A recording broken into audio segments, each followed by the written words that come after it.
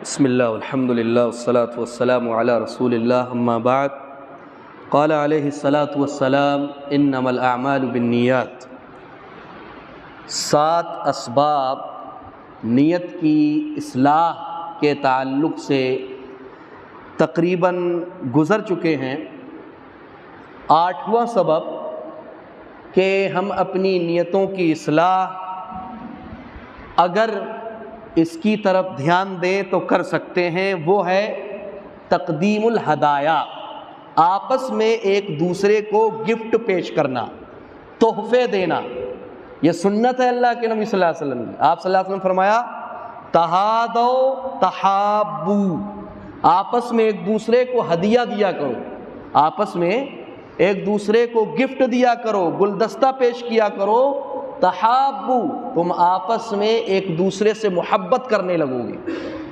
تو ہدیہ کو پیش کرنا، گفٹ کو پیش کرنا، اس کے ذریعہ سے محبتوں میں اضافہ ہوتا ہے، محبتیں بڑھتی ہیں۔ مثال کے طور پہ آپ کے یہاں آپ کی بیوی نے الحمدللہ آپ کو خوشخبری سنائی، آپ کے یہاں ڈیلیوری ہوئی اور بیوی ہاسپٹل میں ہے۔ اب آپ کیا کریں؟ اگر آپ چاہتے ہیں کہ آپ کے درمیان میاں بیوی کی محبت مزید بڑھے تو آپ گلدستہ لے کر کے ہاسپٹل پہنچیے۔ ہمارے ہندوستان میں یہ طریقہ نہیں ہے، لیکن سعودی میں میں نے الحمدللہ دیکھا ہے۔ سعودی میں وہاں جو ہاسپٹلس ہیں ڈیلیوری وغیرہ کے، باقاعدہ شوہر ہسبینڈ جو ہے وہ بڑا سا گلدستہ لے کر کے، سویٹس، مٹھائیاں لے کر کے، حلویات لے کر کے اپنی بیوی کے سامنے جا کر کے پیش کرتا ہے۔ یعنی اس قدر خوشی ہوتی ہے ماشاءاللہ کہ اس کے ذریعہ سے میاں بیوی کے جو تعلقات ہوتے ہیں، جو رشتے ہوتے ہیں، مضبوط ہوتے ہیں۔ یا اسی طرح آپ جانتے ہیں کہ فلاں بھائی آپ کا روٹھا ہوا ہے، فلاں بھائی آپ کا روٹھا ہوا ہے، آپ کی بہن روٹھی ہوئی ہے، آپ کی بہن آپ سے ناراض ہے۔ تو طریقہ کیا ہے کہ آپ جب اس کے گھر پہ جائیں تو مٹھائی لے کر کے جائیں، پھل لے کر کے جائیں، چاکلیٹس لے کے جائیں اس کے بچوں کے لیے۔ یہ ان تمام چیزوں کو پیش کرنا دراصل یہ محبت میں اضافے کا باعث ہے۔ آپ جانتے ہیں کہ اللہ کے نبی اکرم صلی اللہ علیہ وسلم تو گفٹ کفار سے بھی قبول کرتے تھے، معلوم ہے آپ کو؟ ہاں، اللہ کے نبی اکرم صلی اللہ علیہ وسلم اگر کوئی کافر آپ کو گفٹ دیتا تھا، ہدیہ دیتا تھا، تو آپ صلی اللہ علیہ وسلم اس کو بھی قبول کرتے تھے۔ اگر کوئی کافر آپ کو گفٹ دے رہا ہے، کوئی ہدیہ دے رہا ہے، مشرک آپ کو ہدیہ دے رہا ہے، آپ قبول کر سکتے ہیں، اس شرط کے ساتھ کہ وہ گفٹ، وہ بونس اپنے جو ان کے تیوہار ہیں اس میں نہیں ہونا چاہیے۔ جیسے دیپاولی ہے، ہولی ہے، بہت سارے لوگ کمپنیز میں کام کرتے ہیں، اب وہ اس موقع پر آپ کو گفٹ دے رہا ہے، ہولی کے موقع پر یا اسی طرح دیپاولی کے موقع پر، یا ان کا کوئی خاص تیوہار ہے، اس موقع پر اگر وہ آپ کو گفٹ پیش کر رہا ہے یا بونس دے رہا ہے تو اس موقع پر ان کا گفٹ لینا جائز اور درست نہیں، حرام ہے، جائز نہیں۔ ہاں، اگر ایک عام موقع ہے، مثال کے طور پہ جو باس تھا کمپنی کا، اس کے ہاں بچے کی ولادت ہوئی ہے، یا یہ کہ اس کی کمپنی کو پروفٹ ہوا، فائدہ ہوا، اس خوشی میں اس نے پارٹی رکھی اور سب کو گفٹ پیش کر رہا ہے، تو ایسی صورت میں اس طرح گفٹ لینا جائز ہے۔ یہ تو ایک کافر کی بات ہوئی۔ عام مسلمانوں کا معاملہ ایسا ہے کہ اللہ کے نبی صلی اللہ علیہ وسلم نے فرمایا تہادو تحابو، آپس میں ایک دوسرے کو ہدیہ دیا کرو، اس سے تم آپس میں ایک دوسرے سے محبت کرنے لگو۔ 9واں سبب جو ہے جس کے ذریعہ سے اپنی نیت کی اصلاح ہو سکتی ہے وہ ہے افشاء السلام۔ ہمارے یہ حالات ہیں، ہمارے علماء سے ہم سلام نہیں کرتے ہیں، جو اہل کیا ہوتا ہے السلام علیکم، تم پر سلامتی ہو، ورحمت اللہ، اللہ کی رحمتیں ہوں، وبرکاتہ، اس کی برکتیں ہوں، سبحان اللہ۔ یعنی اللہ کے نبی اکرم صلی اللہ علیہ وسلم نے، ایک شخص آیا مجلس میں، کہا السلام علیکم، آپ صلی اللہ علیہ وسلم نے فرمایا 10 10 نیکی ملی سے۔ دوسرا آیا السلام علیکم ورحمت اللہ، اللہ کی سلامتی ہو تم پر اور اللہ کی رحمتیں ہوں، آپ صلی اللہ علیہ وسلم نے فرمایا 20 نیکی لے گیا۔ ایک اور تیسرا آدمی آیا مجلس میں، کہا السلام علیکم ورحمت اللہ وبرکاتہ، تم پر اللہ کی سلامتی ہو، اللہ کی رحمت ہو اور اس کی برکتیں نازل ہوں۔ آپ صلی اللہ علیہ وسلم نے فرمایا 30 نیکی۔ یا اللہ، کتنی خوبصورت شریعت ہے ہماری ماشاءاللہ کہ ہم آپس میں ایک دوسرے کو سلام کرتے ہیں، اس سے محبت میں اضافہ ہوتا ہے۔ اور جانتے ہیں سلام سب سے پہلے کس نے پیش کیا ہے، کس کو پیش کیا ہے؟ یہ بھی بتاتا چلوں تاریخ سلام کی۔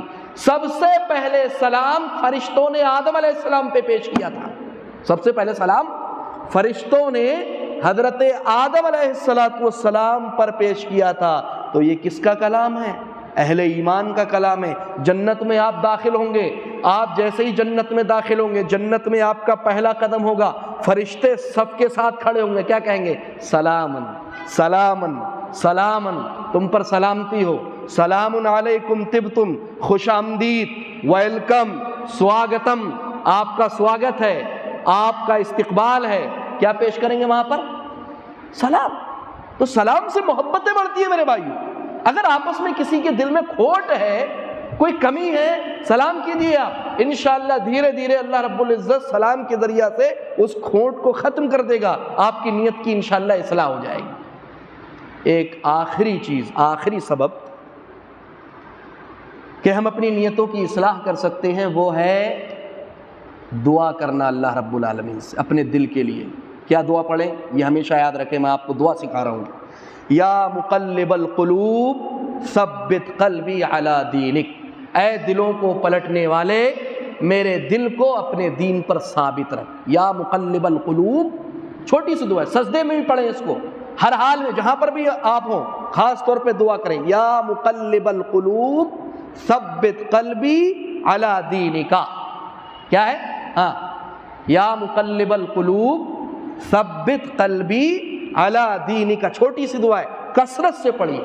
اور اگر آپ نہیں پڑھ سکتے، عربی زبان آپ کی زبان نہیں پلٹتی ہے، اردو میں کریں، اے اللہ میرے دل کو صاف کر دے، اے اللہ میرے دل کو اچھا کر دے، اے اللہ میرے دل کو بہتر کر دے۔ یہ 10 اسباب ہیں جن کے ذریعہ سے آپ اپنی نیتوں کی اصلاح کر سکتے ہیں۔ اس کا فائدہ جانتے ہیں کیا ہوگا؟